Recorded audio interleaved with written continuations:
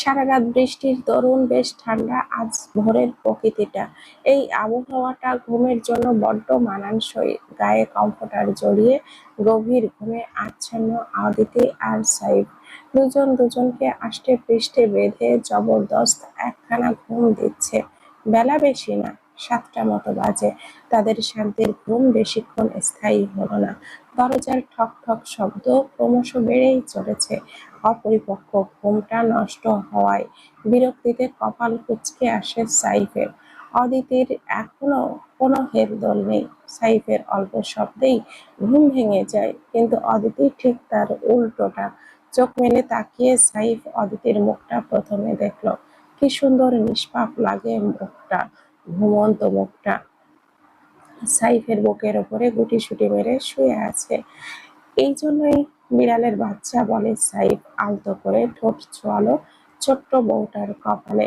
দরজার ওপাশে মানুষটা বোধহয় এবার দরজাটা ভেঙেই ফেলবে।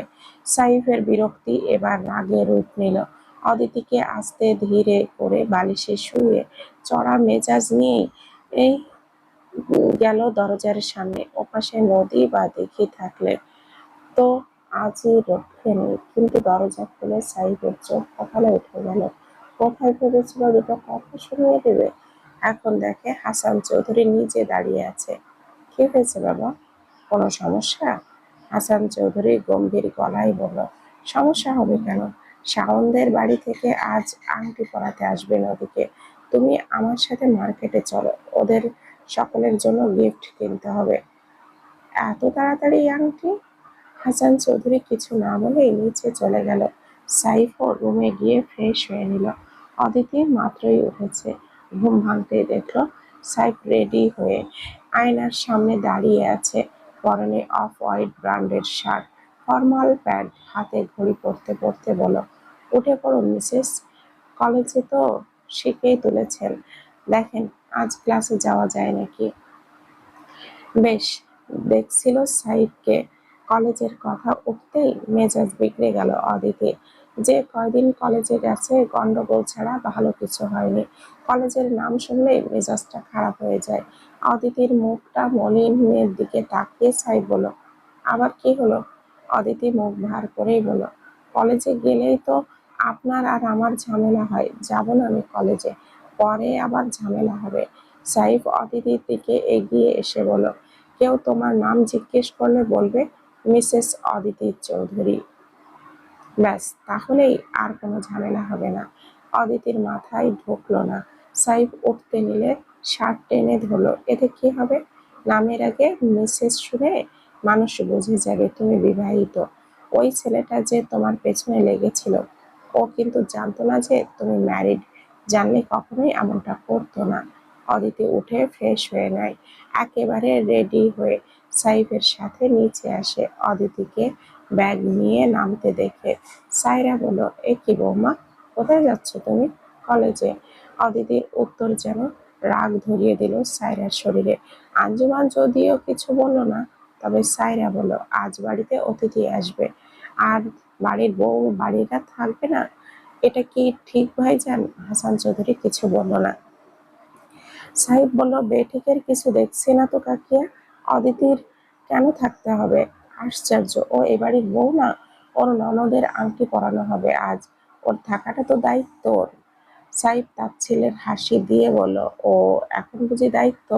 এমনিতেই তো খুব ভালো, ও কিছু বলে আমাদের বিষয়ে নাক গলাবে না। আর অদিতি কিছু জিজ্ঞেস করলেই তোমার জানার অধিকার নেই। আজ কেন দায়িত্বের কথা উঠছে? হাবিব চৌধুরী ধমকের স্বরে বলল, হ্যাঁ হ্যাঁ, নিয়ে যাও তোমার স্ত্রীকে। কোথায় নিয়ে যাবে? সাইফ বলল, তুমিও তোমার স্ত্রীকে চুপ করাও, একদম মুখ সামনে কথা বলবে। কাকি হয় তোমার, বৌমার বিষয়ে এসব বলতে তোমাদেরও বিবেকে বাঁধা উচিত।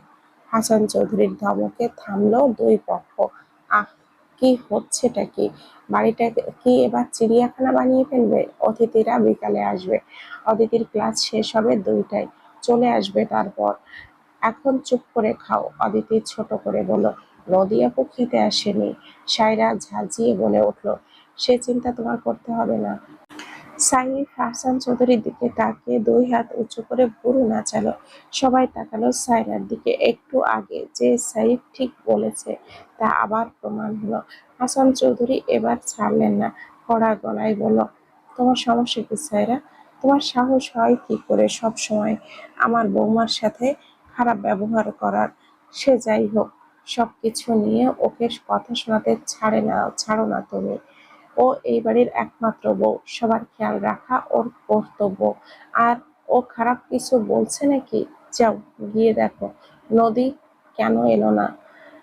সকলের সামনে অপমানে সায়রার মুখটা থমথমে হয়ে গেল।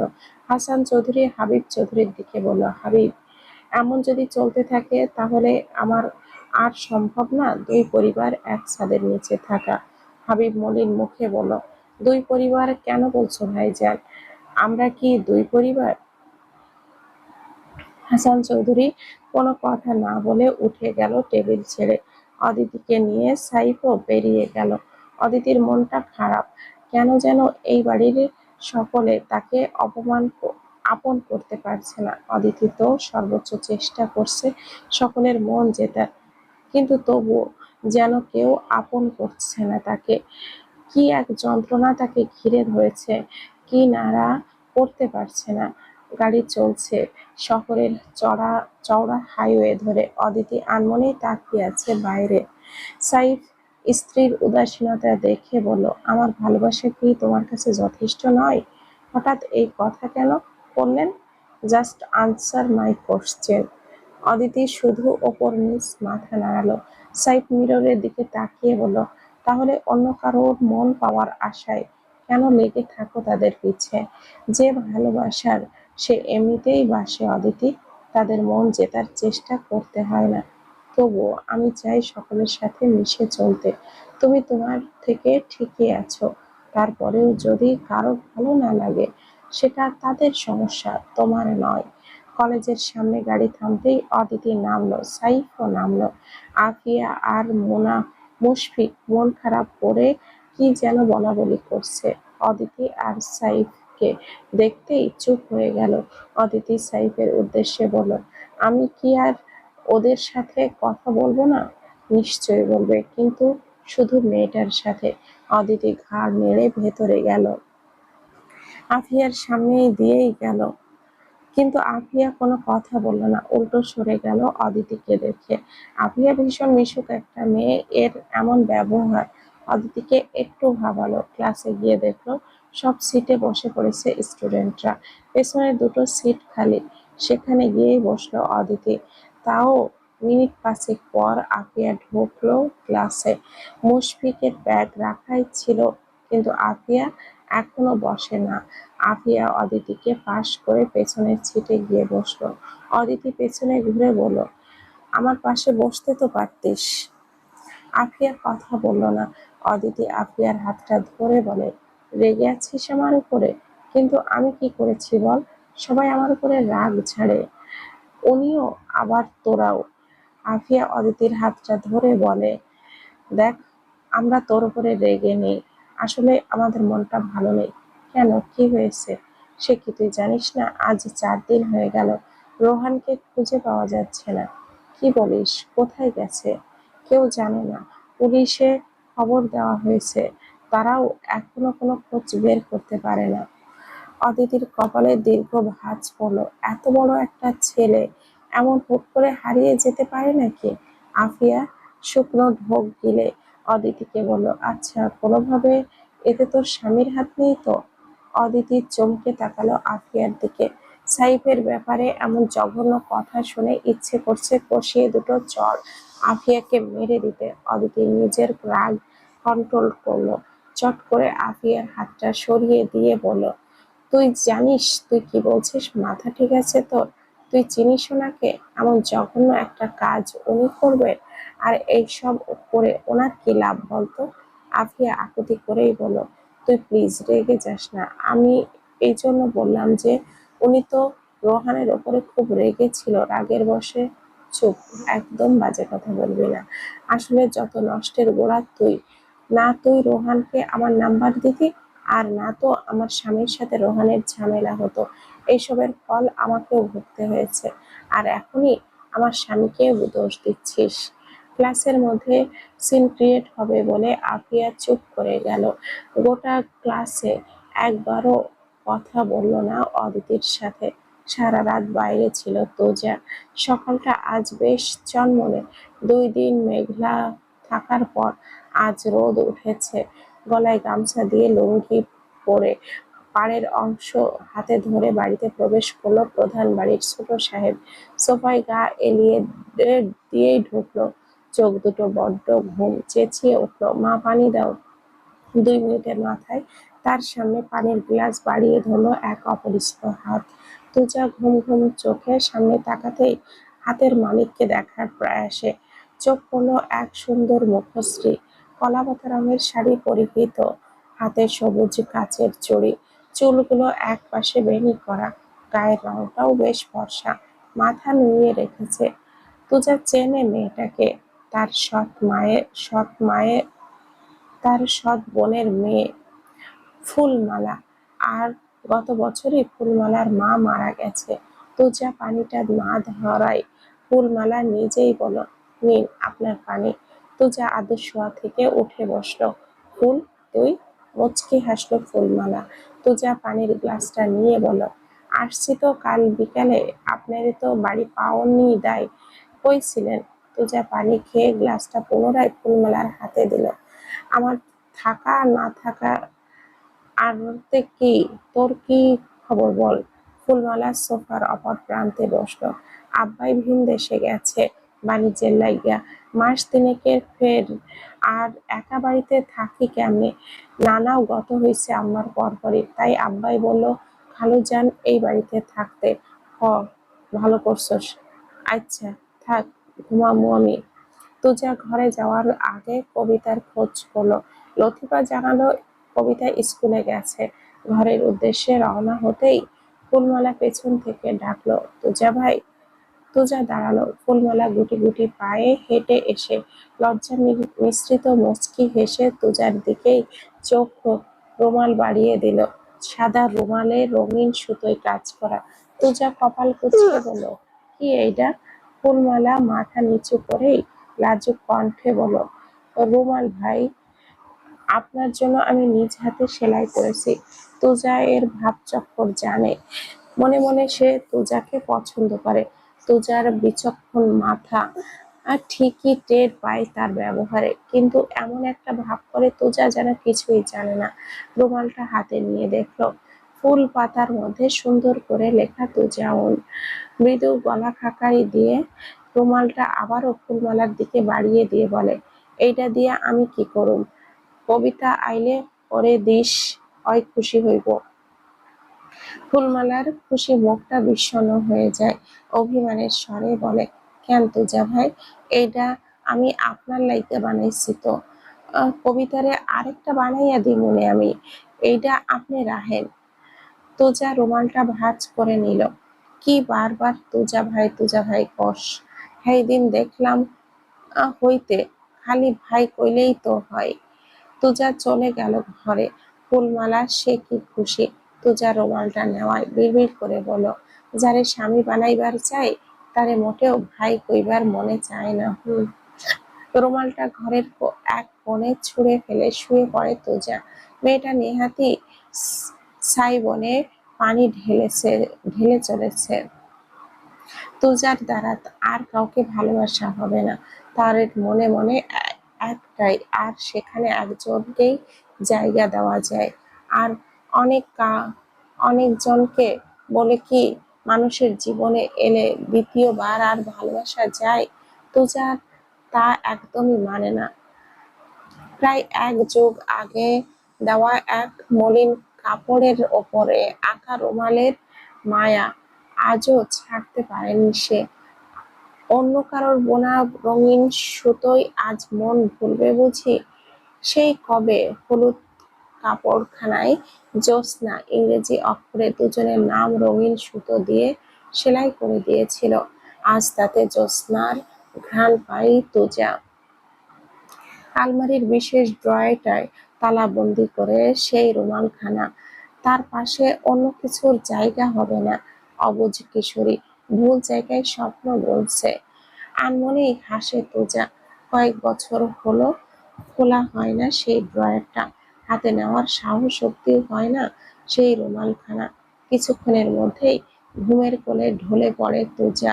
ফুলমালা দিনে বহুবার তুজার ঘরের আশেপাশে ঘুরঘুর করে, উকি ঝুঁকি মারে, কিন্তু তার পছন্দের পুরুষখানা সেই সন্ধ্যার আগে উঠবে না। আজ নিজ হাতে অনেকগুলো পদ রান্না করেছে ফুলমালা। উদ্দেশ্য তুজার মন জয় করা। তুজা আজ বিকালে উঠে যায় ঘুম থেকে, হাত মুখ ধুয়ে টেবিলে এসে বসে খাওয়ার জন্য। ফুলমালা নীল শাড়িও পরেছে, ফিতে দিয়ে চুল বেনি করেছে। লতিফাকে ঘরে আরাম করতে বসলে নিজে আসে তুজাকে খাবার দিতে। লতিফাও আরাম পায় বেশ ফুলমালা এসেছে পর থেকে। মেয়েটা বড্ড কাজের। থালায় করে ভাত দিয়ে ছোট ছোট বাটিতে 7-8 রকমের ভাজি আর তরকারি দিয়ে সাজিয়ে তুজাকে পরিবেশন করে। তুজা কবিতাকে ডাকে, ফুলমালা জানায় কবিতা ঘুমে। তুজা খাওয়া থামিয়ে তাকায় ফুলমালার দিকে। এই অসময়ে ঘুম কেন, শরীর খারাপ করছে নাকি মেয়েটার? ফুলমালা হাসে, আরে না, স্কুল থেকে ফিরছে বাদে গোসল কইরা খাইয়াই ঘুম পাড়াইছি। পড়ালেখা করে দুপুরে একটু ঘুমান ভালো। তুজা কিছু না বলে খাওয়াই মন দিল। রান্না তুই করেছিস? কেমনে বুঝলেন? না বোঝার কি আছে, রোজ মার হাতে রান্ধন খাই, আজ পরিবর্তন তো বুঝুন না। কদবানু চাচি করতে পারতো। কদবানু চাচি কখনো রান্ধে না। যাই হোক, কেমন হয়েছে? খুব আশা করে প্রশ্নটা করে ফুলমালা। তুজা বুঝি খুব প্রশংসা করবে, কিন্তু তার আশায় পানি ঢেলে দিয়ে তুজা বলল, কম খারাপ না। অর্ধেক খাওয়া করেই উঠে গেল। তুজার কথা বুঝলো না ফুলমালা, একা একাই বিড়বিড় করছে, কি বললো উনি? খারাপ না মানে ভালো? না না, কম খারাপ না, তাহলে তো মেলা খারাপ। চেয়ারে বসলো মাথায় হাত দিয়ে। কি করলো এই লোকটার, মন পাওয়া যাবে। সন্ধ্যায় শাওনের বাসা থেকে লোক এসেছে, গোটা 20 মানুষ। নদীকে আংটি পরাবে। খাওয়া দাওয়া শেষ করে আসে আংটি পরানোর পর্ব। নদী সাদা একটা 3 পিস পরেছে, যদিও শাওন শাড়ি পাঠিয়েছে, কিন্তু নদী পরেনি। শাওনের মা তাড়া দিল নদীকে আংটি পরাতে। শাওন পাঞ্জাবির পকেট থেকে রিং বক্সটা বের করে খুলতেই অবাক হয়ে গেল। এটা তো কিনেনি সে, অন্য ডিজাইন কিনেছিল, কিন্তু এত লোকজনের সামনে এইসব বলে নিজেদেরকেই লজ্জায় পড়তে হবে বিধায় বলল না।